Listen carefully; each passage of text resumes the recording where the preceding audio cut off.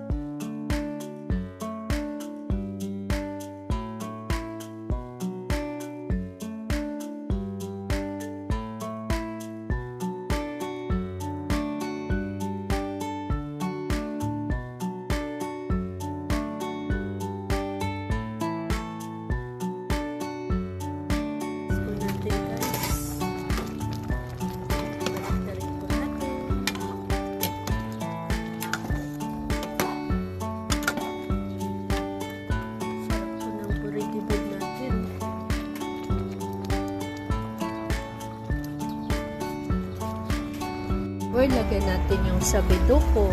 Dami. Yan, ito po yung pangpasarap dito sa burrito natin. Simmer for a while po and okay na lang guys.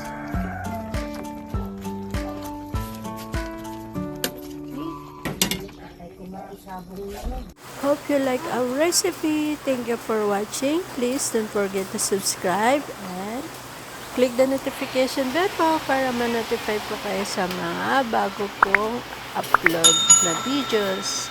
God bless everyone. Bye!